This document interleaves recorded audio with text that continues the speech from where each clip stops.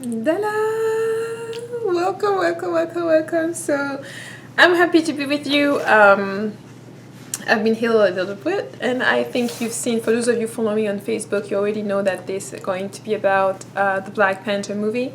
I'm only doing this review to discuss the aspect of African spirituality that I teach on my channel, that I teach on my different groups, and with the different students I do have, and to give you a little taste of what we are talking about, because I'm not a comic book fan, and I don't know the backstory of the movie or the Black Panther, and none of that. I do enjoy watching movies because I do think that from movies you can pull out few things.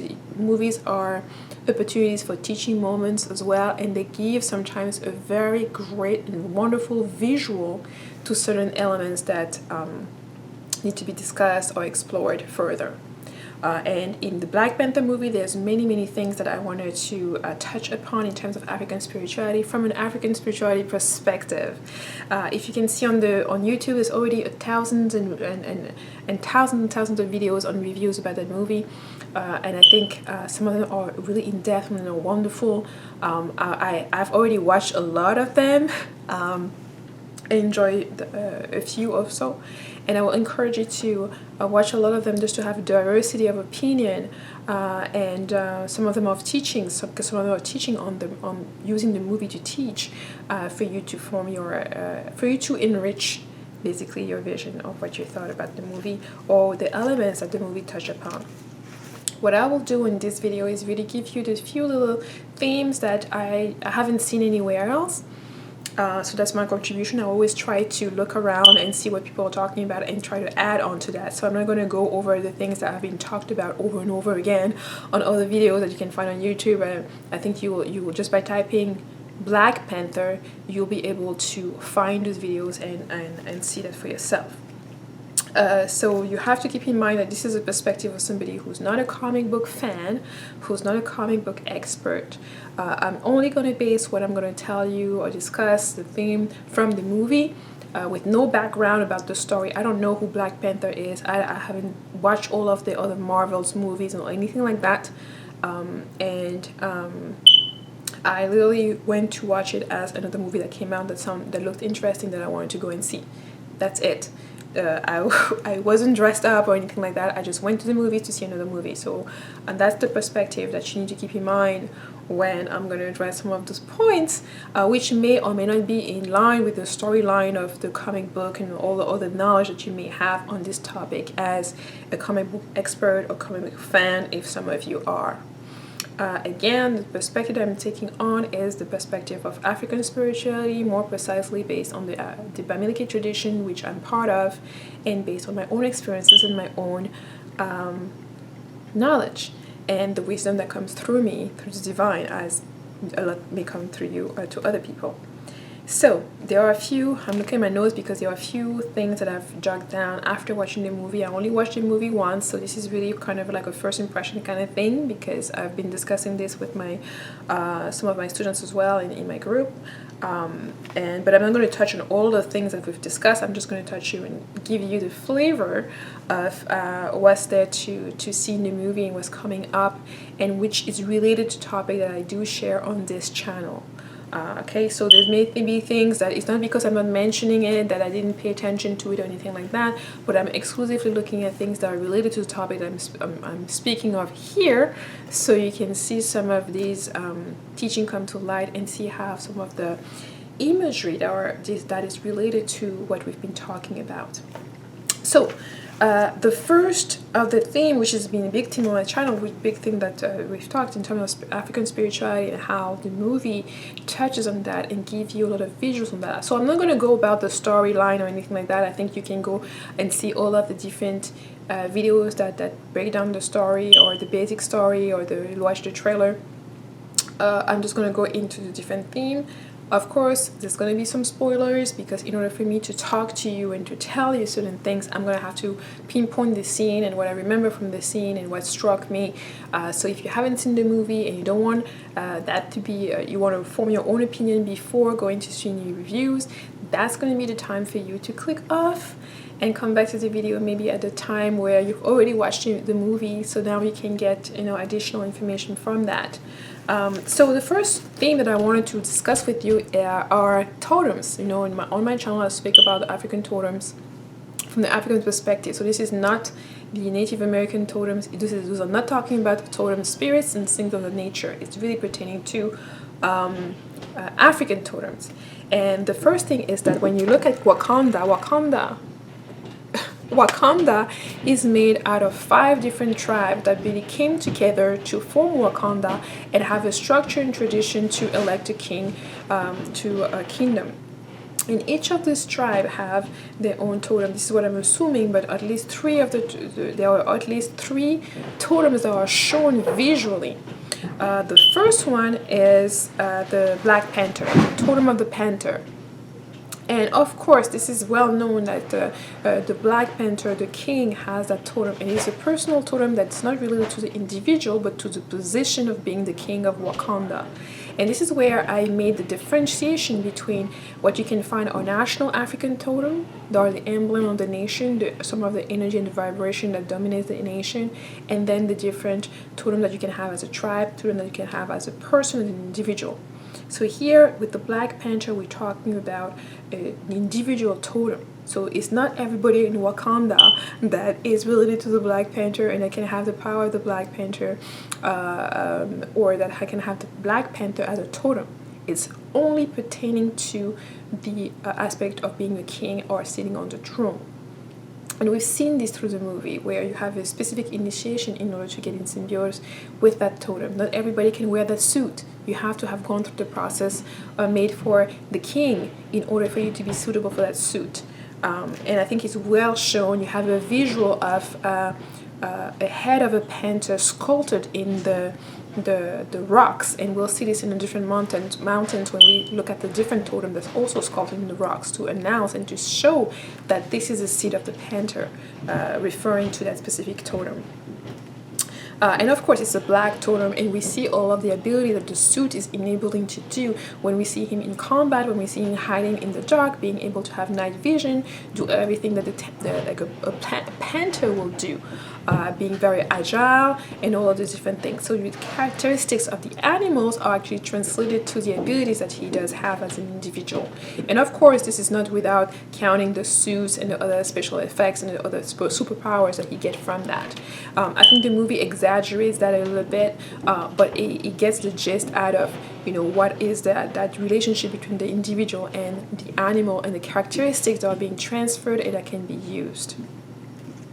The second totem that we do see are the gorilla from the Jabari people in the mountain. And we can see that right away, because when they're entering the territory of the Jabari, we can see the gorilla face carved into the mountain, just like we had the panther before for Black Panther.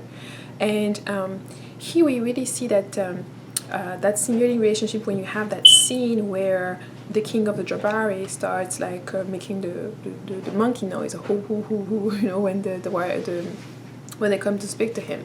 And we kind of see the kind of favor in terms of like what they look like, what kind of characteristic as a clan, because that's a clan too.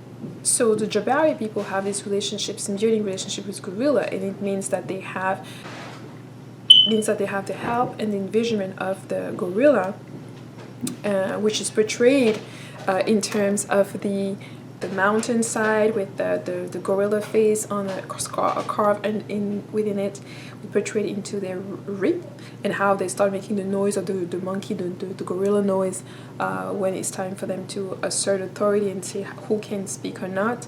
It's also shown in terms of their own fighting style, the style of their warriors, which are really big and huge. We know gorillas are big and huge and fierce, so that's kind of a characteristic that we can see within their own warriors when they show up on the scene of the battle later on. But we see that the leader is very imposing, just like a gorilla, with a big chest. The chest is out, and the fur and all these different things. We remind some characteristic of the animal.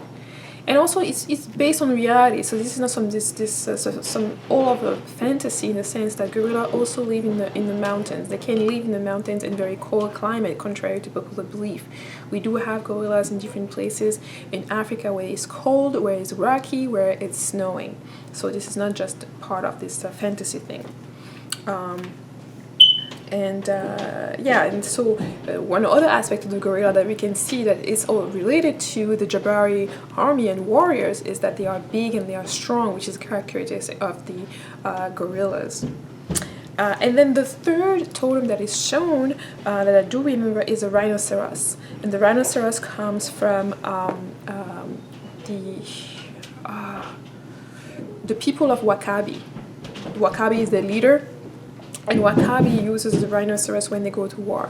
And I know there are different aspects, and I think this is the aspect where we can see the most symbiotic relationship, because the animal is actually shown. In Black Panther, we never see an actual panther.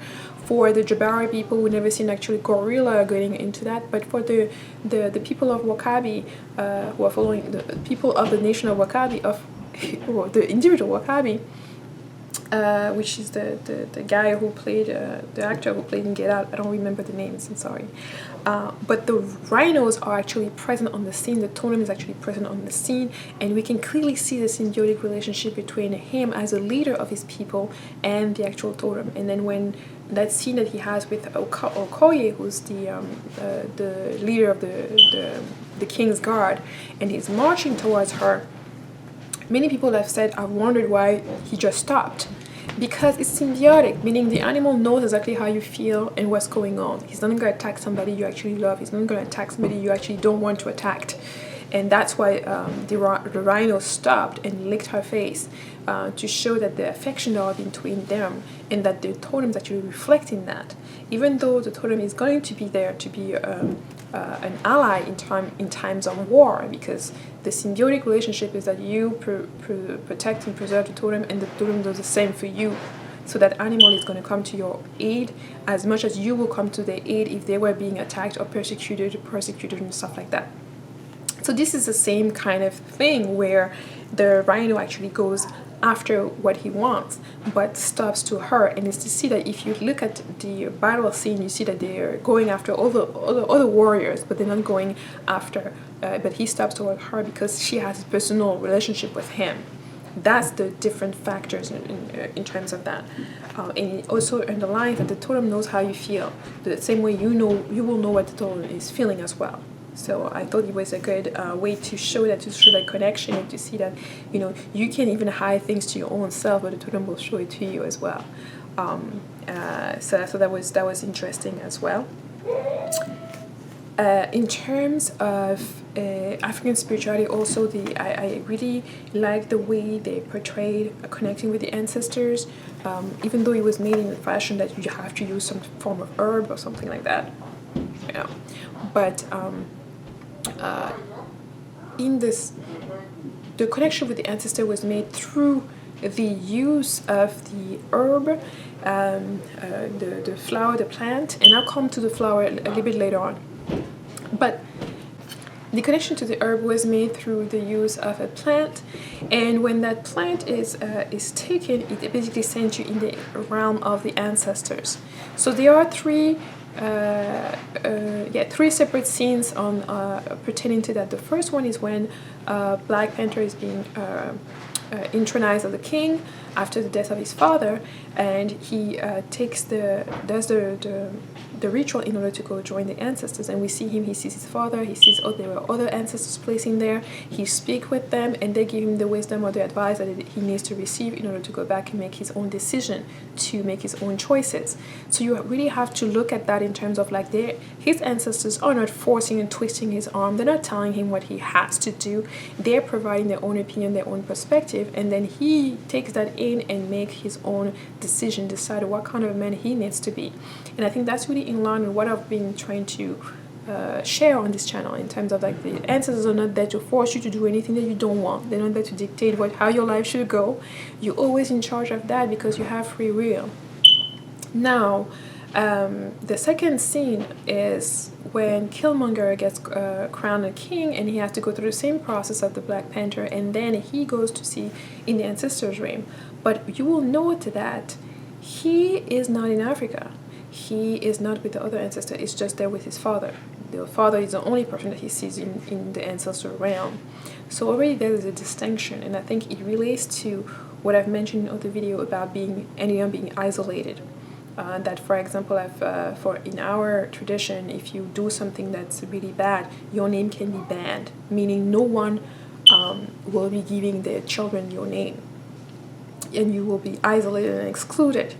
And I think it's kind of shown that way in the movie, where his father betrayed the nation of Wakanda by going against what the nation is all about, or by betraying the country, basically.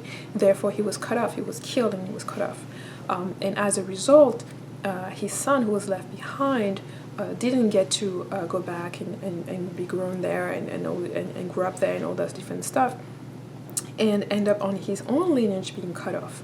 And that's where, when he goes to the ancestral frame, the only person he sees is actually his father. He doesn't see his grandfather, he doesn't see anyone else that were also in the ancestors' realm. So it's interesting, and I wanted to go back to this point, this exchange between the differences between the Black Panther and Killmonger's experience with the ancestors, because there've been a lot of different take in terms of explanation of that, and I think there are some missing pointers there. The first one is that Killmonger is not an African American. When you're just looking at what the storyline is in the movie, and looking at the historical fact that African Americans who are descendants of slaves, for the most part, don't know which country they come from. However, Killmonger knows exactly that he comes from Wakanda. He has the mark that enables him to get in and out of the country, and he knows very well. He knows where Wakanda is, and his father gave him a book which contains information about Wakanda. So he's not in the same predicament as African American, who are, some of them are searching for which country exactly they come from. Some Black in Americas are not African Americans; they were descendants of people who were already there, confused in the mixed. And then, so there is a different approach between the different lineage, and he knows which country he comes from, even though he lost his father. So that's a point to underline that's often missed when people try to use the symbolism. And you can still do that, but I'm just underlining those different facts that are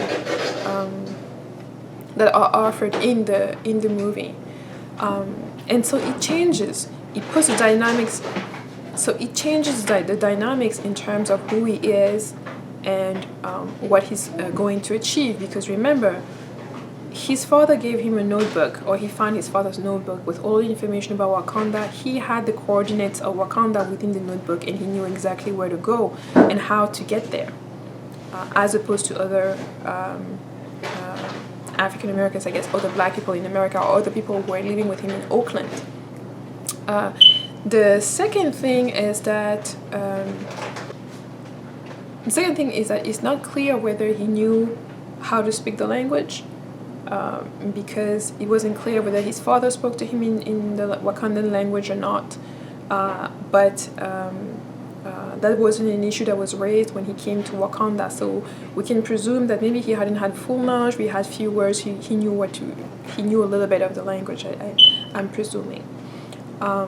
So this placed him in a different category from other African Americans or people who are in America. And to me, his character could be more associated with second or third generation of Africans that migrated to the United States. For example, Killmonger's father migrated to the United States. He came as a spy for Wakanda.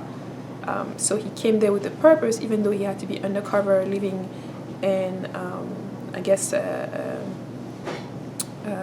ghetto. but he was from royal lineage. He was there as a spy. That was the whole ghetto thing, was a cover-up that has to be taken. So to me, it's really similar to second or third generation Africans whose parents moved to the U.S. Maybe they were born in the U.S., just like Killmonger was born in the United States, and who may or may not have the cultural heritage, but from Africa, but know which country they're coming from. So it could be generation of Ghanaians, Nigerians, etc., who are present in the United States that adopt the American culture because they were born there, but who know very well where they come from, who know very well which country they come from. They may lack into the culture or the tradition, but they know they can pinpoint on the African map where they should go or where they come from. So now those are the first two. The last scene where we go see the ancestral realm is basically when Black Panther is saved, and he goes once more. And there he sees his father and all of the ancestors again. So I think there's those three scenes of going to the ancestral realm and talking to them and gaining the wisdom. And the same, even though Killmonger is isolated, him and his father are isolated in the United States, that's the only scene that's not in Africa, that's on the ancestral plane, and where he is not with all of the rest of the ancestors. He's just stuck there with him and his father, and basically he gives his perspective where he doesn't really care for anything else. He doesn't really care for what his father has to tell him, and he's kind of made up his mind anyways of what he was going to do. So those were the three references to speaking with ancestor in the movie. Now to go back to that, because what the particularity about the way they've gone about it, instead of doing it through a meditation or through some other ways, they use the purple flower, which is kind of like saying that you need some kind of props or some kind of hallucinogen in order for you to feel and go, which is not true for a lot of different traditions. But what I find interesting is that the flower was purple, and of course, yes, people will say purple is kind of the color of anything that's like spiritual and divine, and the third eye is connected to the purple color. But aside from that, what I found interesting was that I went there with my son, and my son, when he saw them, they had to drink this flower. It has to be crushed, and they had to drink it. For him, it was like bissap, and bissap is a French word. It's basically a French word for hibiscus drink that we make, that's made all over Africa, which is red as well. The red, dark red, or it could be in the tone, some tone of purple. But he made these kind of inferences, which I found very interesting, because they really had to drink it in order for the whole process to start. And I thought that it was a way to show how to get there, even though I disagree with the fact that they present it as, okay, you have to drink this in order to do that, which that's not part of how I'm viewing it. But nevertheless, there was this connection with nature, and having to use nature in the environment that they are at. This is leading to my next point, which is that in the story, the whole nation of Wakanda and the spirituality and the tradition and all the different things morphed the moment the meteorite touched down on their territory. And I don't know the whole comic book thing. I'm just going off from what is shown in the movie. Is that when it touched down, it modified the environment. And basically those 5 tribes did not come together just because, hey, all of a sudden they start liking each other and let's form Wakanda. No, it's because they realize that the environment is different, and we have to gain in order to protect the environment. Will be, instead of just saying each of us in their corner, will be easier for us to come together in order to protect that environment and to do something with all those plants. And so the 5 nations came together, and I think this is where they speak about the story of the Jabari, that the Jabari actually refused to pledge allegiance to the Black Panther, who was supposed to oversee the 5 nations, who would be the leader of the 5 nations. And they decided to go off in the mountains and stay in the mountains. even though they went their separate ways, they didn't go and betray the Wakanda. They still follow Wakanda policies in terms of not bringing outsiders or not letting outsiders in, and all of the stuff. But they didn't want to subject themselves to whatever decision Wakanda will do in terms of like day-to-day affairs and regulations. So we do have to see this as, Wakanda is not all of Africa, is not representing like everybody in all Africa, because we see clearly that this is like 5 tribes that form this country. However, I think it does a little parallel in terms of different nations in Africa where there are different tribes within the same nation. And unlike Wakanda, in most of those different nations, it's kind of like this democratic process where people get elected to represent all the tribes, even though sometimes there's no representation or no how can I put it, there's no impactful representation, in the sense that you can have a government that's completely based on one tribe, based on the objective and focus or perspective of one tribe, and that does not really try to integrate the other ones. In some countries, where that's why it may lead sometimes to tribalism and all kind of things like that.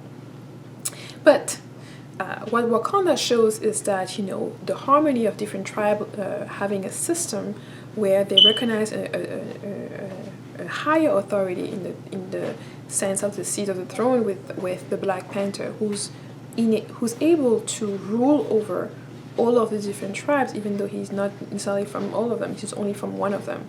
And they do also have the process of challenging the king. They have the process of challenging the king in terms, if you disagree with what the king is doing, there's a process of challenging that. And not anyhow, there's procedures, and it depends also on who you are. You have to be somebody from Wakanda in order to do that.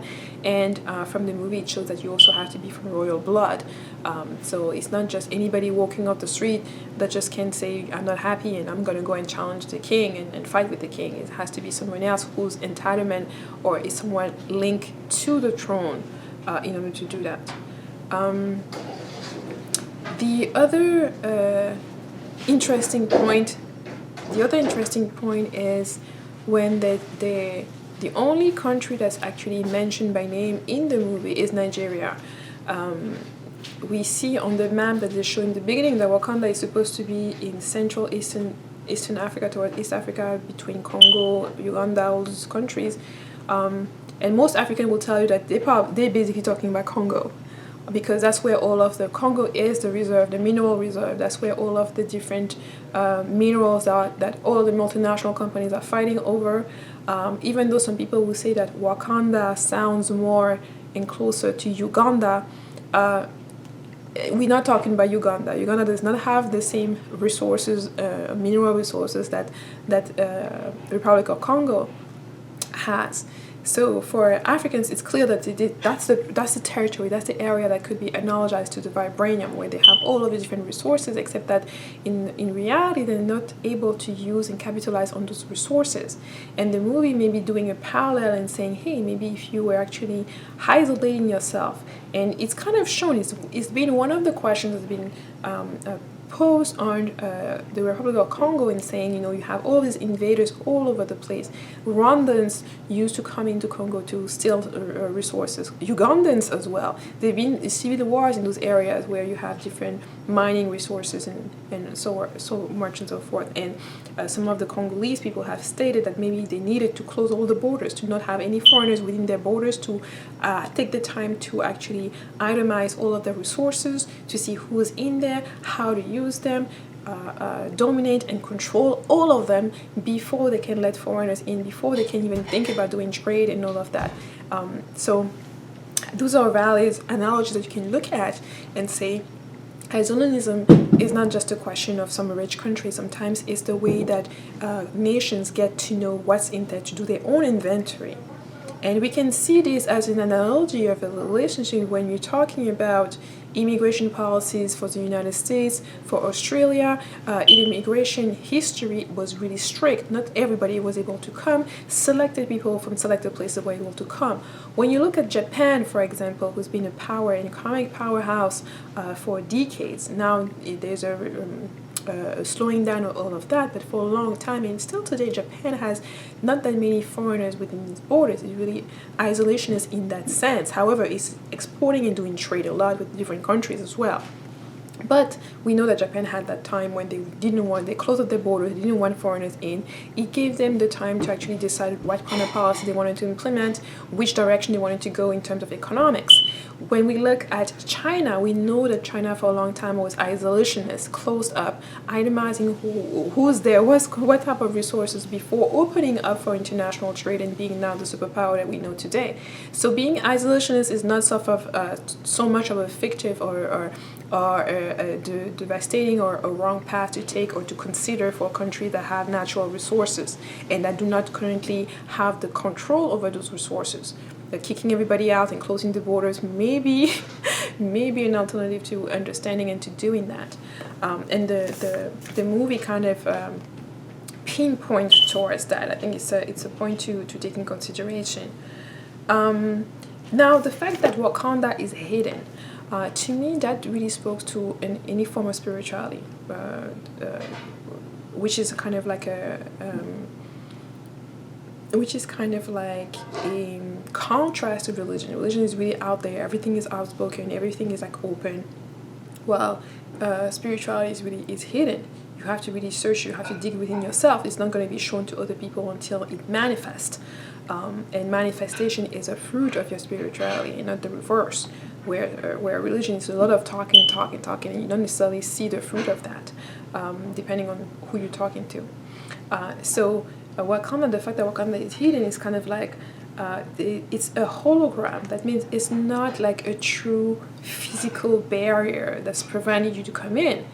It's not like a wall that you will have to crush to get there and stuff like that. So it's basically, if you're seeking and you're looking for Wakanda, you will get to the border just by trying to cross the holograms for those people who are seeking. But if you're staying on the surface, you're not going to see. You're just going to see what's on the surface and move on. You're going to miss everything. And I think that's always a good analogy towards spirituality in general and African spirituality in particular. So one thing that I forgot to mention is about the process of the ancestors, and especially when the king has to be crowned and you have to go and see the ancestor in the process of being crowned, which was very interesting, and is that you drink the purple flower, but then you recover it with red dirt. And I think that's really interesting that they showed this visual, and I think it goes back to the video I've made. I think it's like a video I've made on red dirt and red soil to explain some of the perception and the aspiration or symbolism tied into red soil, which we will find in Africa, but also in Latin America and part of the United States, and which is used by different practitioners around the world. And so it was interesting to see that. And also in the line, one of the aspects of African spirituality and culture that I've been trying to present and share is the ecology of African spirituality and culture, which is environment specific. Meaning that when they were in the place where the king was being crowned, it has to be done a certain way. You have to wait and use the different herbs, its processes, procedures, and the dirt has to cover the person, because that's in that place. But we do see, and the last time when Black Panther actually is found at the Jabari, with the Jabari people, and that they managed to keep him alive, we see that there's no red dust. You can't do that. There's no red soil in that environment, so it's not going to be the same. However, you use somebody from the environment, and we see them using snow. He's recovered under the snow. And this is to underline that African spirituality and culture is environmental specific. The ecology of it morphs. There's a symbiotic relationship between that and the environment. And you have to adapt it based on the environment where you live. They didn't go back and say, okay, we need to go back there and bring some red dust to do it. They did it with the snow that was there. And I think it's a great visual for you to see that, to ingrain that ecology aspect within yourself. To see that what you're going to be doing in Germany as an Afro-descendant is not going to be the same as somebody who's doing something in Johannesburg. The environment is just not the same. Or in Australia, or in Russia, or wherever else. So I think it was important to underline that the specificity and the ability to adapt, no matter what circumstances you are. Now I'm going back to the only African country that's mentioned in the movie to bring it to reality in kind of terms, and it's Nigeria. I thought it was really distasteful, kind of the way it was done, because to me that mission that Nakaya was on in Nigeria was really, to me, a kind of a reference to the Boko Haram situation, where she's going to liberate some girls and one boy who was taken. And I thought, that was not the best way to refer to Nigeria in that movie. I mean, Nigeria is a country that's done a lot, that's come really further than a lot of other African countries, and that necessarily didn't need that negative reference to it, to my own opinion.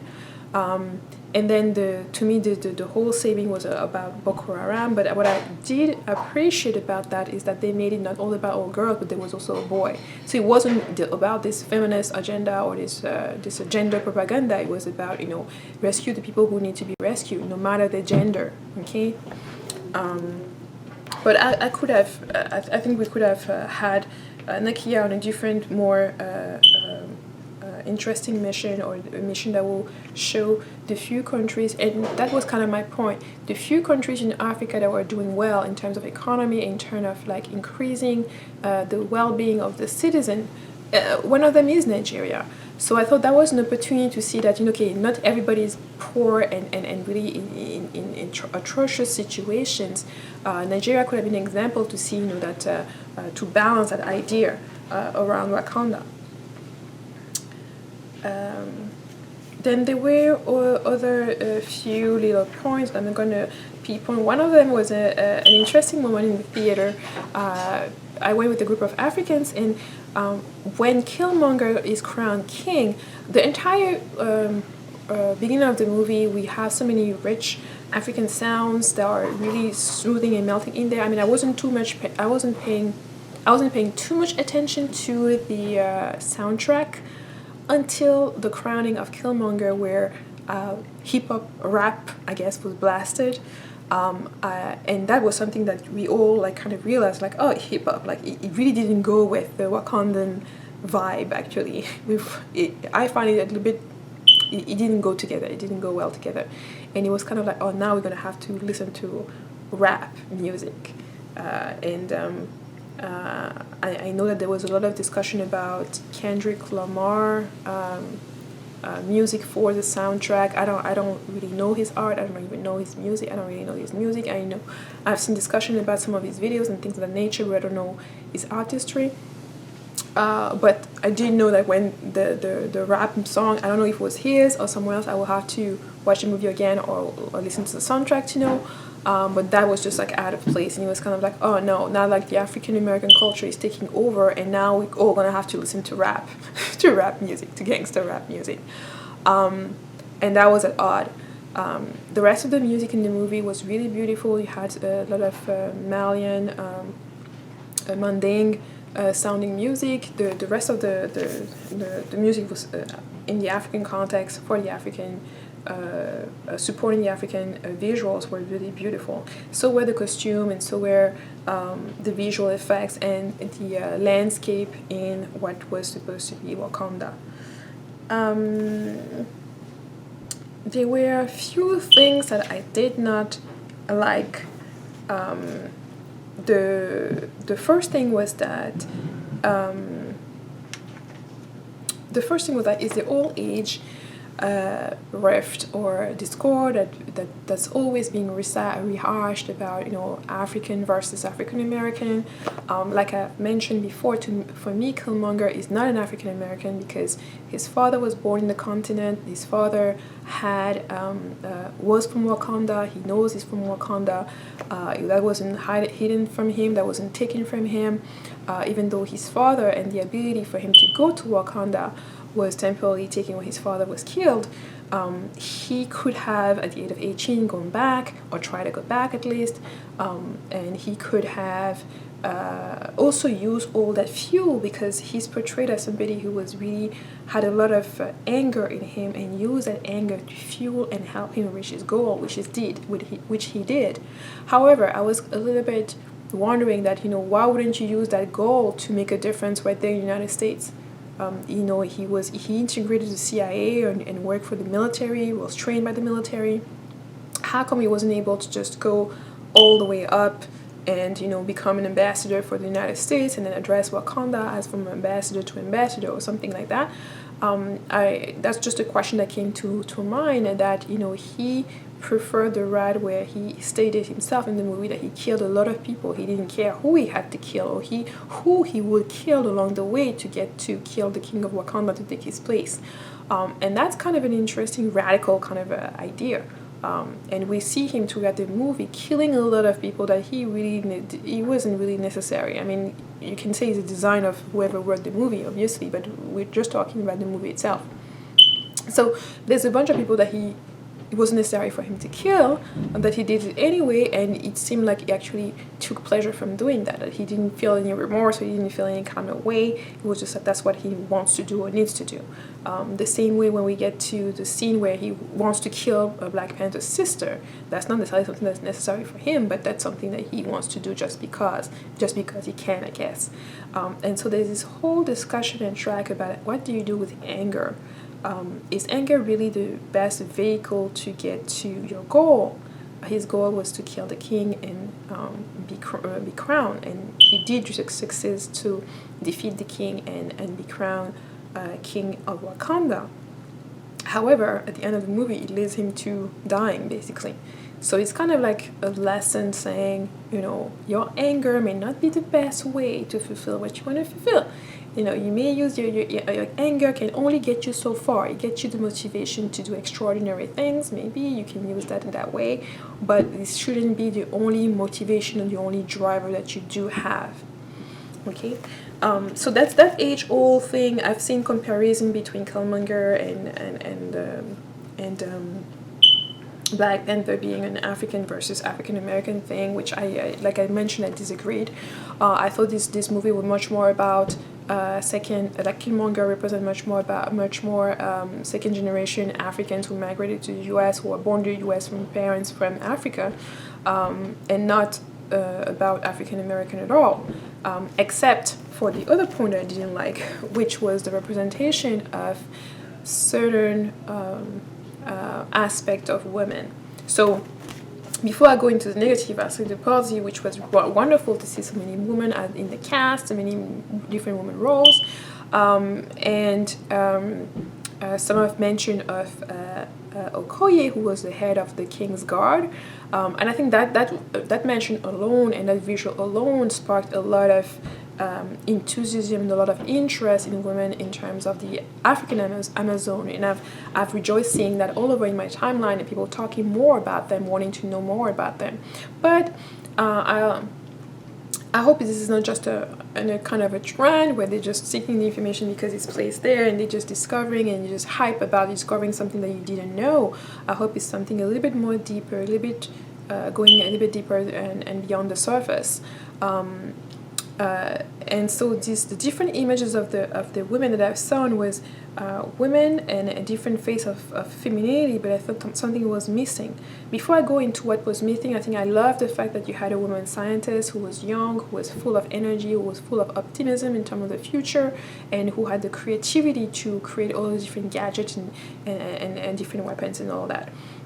Then I love the fact that you had the Queen Mother who was there with the morality, the tradition, or symbolizing all of that in the movie. And then the representation of the head of the guard, who was a really strong woman, a woman who was, you know, part of the Amazon, who was an elite warrior, whose loyalty and dedication was to the throne. And that's something that when we talk about the Amazons and that archetype of Amazons, because it's different type of Amazon, they have very different stories. I would not want people to mash up all of the Amazon into the Dahomey historical Amazon, or into the what we see in the Black Panther with the King's Guard, because it wasn't all of the Amazon who had this kind of specific mission where she is actually putting the throne above everything else. Her loyalty is to the throne, besides her friends, besides her family, besides her lovers. All of that comes afterwards, and we see how far she's going with that. She's really not compromising at all. She's really loyal to all of those principles. And that's why sometimes when women say, oh, you know, I want to be an Amazon, well, you know, that type of Amazon requires a lot of sacrifice. Require for you the willingness to even sacrifice your children, to sacrifice your marriage, to sacrifice everything else, and to be loyal only to the throne. That means if the king tells you that all the people need to be killed, you're going to have to do just that. And then we had the character of Nakaya, who's supposed to be a princess, but she's getting out of Wakanda. She's doing all the different missions, and she's also a spy and all of that. So to me, it was kind of like over the top of overpowerful woman. And what was lacking to me is to see somebody who's soft, to see somebody who's sweet, somebody who's more of a wife, who's more of a love interest, a true love interest, where we can see the softness of it. We kind of see it a little bit when Nakia thinks that the Black Panther is dead. But I think to me it wasn't enough. It wasn't enough for me for a young girl who's watching that to have options aside from being a scientist or being somebody who's going to fight, or somebody who's taking a risk with their own lives. There was no images of a nurturing mother, or there was no images of a wife or what it looks like. And for the most part, when you look at all of the women, the queen loses her husband at the beginning of the movie. Okoye, even though she has this lover, she's not married to him, and she basically said that she could kill him in order to fulfill her own role and her job. So her career goes before him. And then Nakia also has the kind of same standing point, where she's saying, you know, to Black Panther that if you don't do what I want, then I'm not going to be your queen. I'm not going to be with you. So you have this kind of all of the women's figure, and of course the Suri, who's Black Panther's sister. She's, first of all, she's young, and then she's this scientist, so it's like she doesn't have a love interest. We can see that around her. So basically, you have all those women who are basically alone, and basically, you know, putting their career, or you know, putting their career or their role before a family or relationship. So to me, that was kind of that left me a little weird.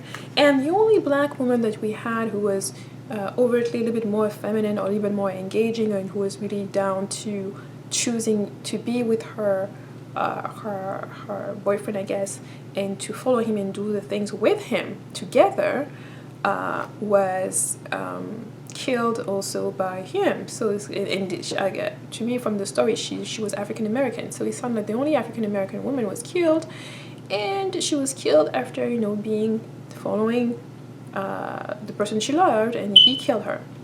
So that didn't send a good message at all. And to me, so those are kind of issues I had, even though the movie overall was interesting. I didn't like the fighting, Black people fighting amongst each other, and that yes, there were a lot of chocolate women in the movie, but all of them were kind of involved in the fighting or building weapons for the fight, I'm not sure if that's something that's necessarily all around positive. So that's the only point I'm going to discuss here. With that, I hope you do go see the movie and enjoy it. Yeah, one last point. It was about the cosplay. I know that, you know, for you've seen people go see Star Wars, dress in Star Wars, or go see Star Trek with costume, Harry Potter, etc., etc. And for the Black Panther movie, you know, I mean, I enjoy watching looking at the pictures and people, you know, getting ready, putting on the tribal makeup and different African gears and all that. It was enjoying to see. But to me, it kind of like when people refer to that as cosplay, I said, wait a minute. Movies that involving cosplay are usually fictitious, yes, and they're involving costume from the movie. They're not like my dashiki gear is not a costume. My African print dress and stuff like that are not costume. Those are things that I wear every day. Those are things that are sacred. Those are not things that I'm gonna wear for Halloween as a costume, as a ha ha ha kind of thing. So that was something that I was kind of like, interesting to see how it will turn out.